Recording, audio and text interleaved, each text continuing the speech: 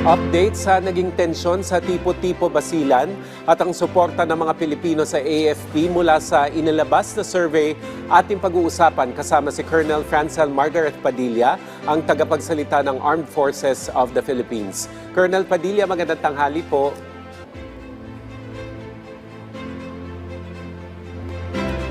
Ayan, wala. Colonel Padilla, naririnig niyo po ba kami?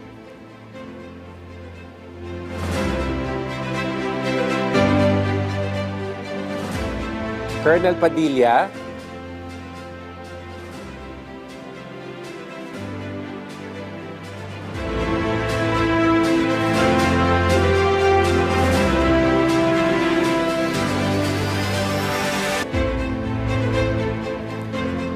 Colonel Padilla.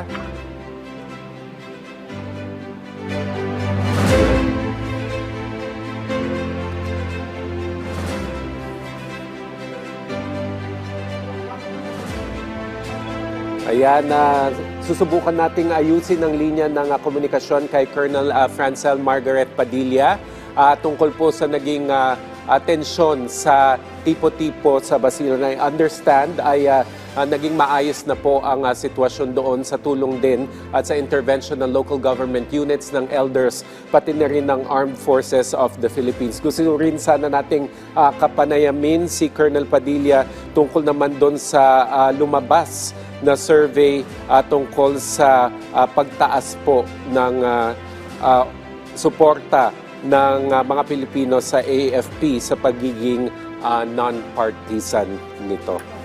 And Colonel Padilla, magandang tanghali po.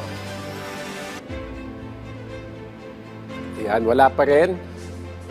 Isa pa. Sige, Colonel Padilla, naririnig niyo po ba? Hello sir, magandang hapon po. Ayan. Ma'am, very briefly po, pwede pong pakilarawan kung ano yung nangyari sa Tipo-Tipo Basilan at kung paano ito na de-escalate o na-resolve?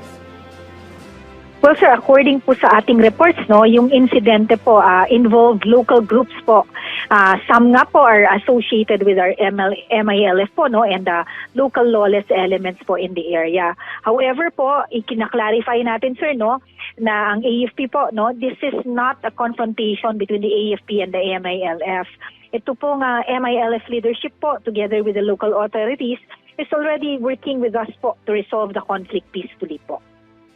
Ano po yung naging papel ng Joint Task Force Orion sa pag-secure ng lugar at particularly po yung paligid ng Municipal Hall kung saan po ibinalitang nagkaroon ng tensyon? Well, sir, as of the latest report nga po, the situation is already under control po.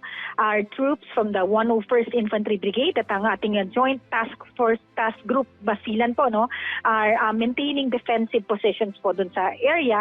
And sa ngayon po, lahat po nitong mga inilikas ay nakabalik na rin po sa kanilang mga tahanan po. Meron po bang naiulat na nasugatan, Colonel? Sa side po namin, sa Sandatahang Lakas ng Pilipinas, wala po. Sa kabilang side naman po, sir, tinitingnan po natin, sir, wala pa pong huling report kung ano po yung actual numbers po on the ground, sir. Ayon din sa ulat, Colonel Padilla, kasama sa isinagawang hakbang ang pagpirma ng Joint Statement of Commitment kasama ang PNP, MILF, pati yung mga lokal na leader. Paano po ninyo titiyakin na magiging epektibo ito sa pagpapanatili ng kapayapaan po doon sa lugar? Yes, sir, we believe po in the peace process that is happening there, And ang AFP po, through our Western Mindanao Command, at ang ating Joint Task Force Orion nga po, is closely coordinating po with the provincial government of Basilan. Ito po nga Basilan Council of Elders at ang ating MILF leadership, pati na rin po ang ating iba't ibang law enforcement agencies.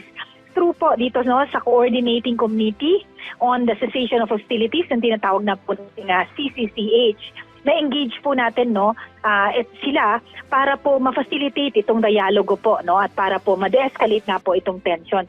And ito na nga po yung nangyayari po sa ngayon.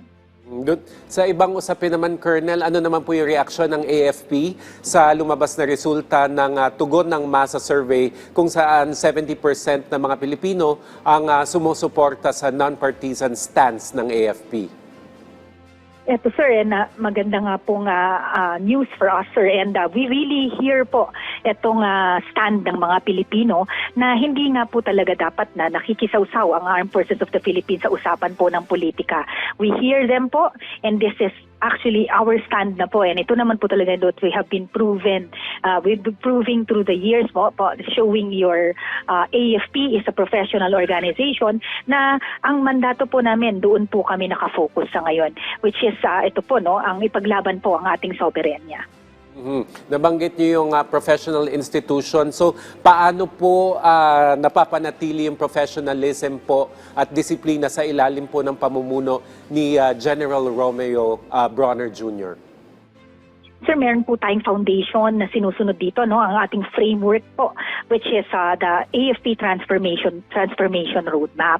Ito pong AFP-TR po na tinatawag natin, ito po yung guide sa bawat miyembro po ng Sandatahang Lakas ng Pilipinas para po mag-perform for our short-term goals, long-term goals, as we evolve po to a world-class Armed Forces of the Philippines. Ang ano po natin dyan is a world-class AFP that is a source of national pride po. Maraming salamat po sa inyong oras, kahit maikli lamang po. Colonel Francel Margaret Padilla, ang tagapagsalita ng Armed Forces of the Philippines. Thank you, ma'am. Thank you po, sir, and mabuhay po kayo.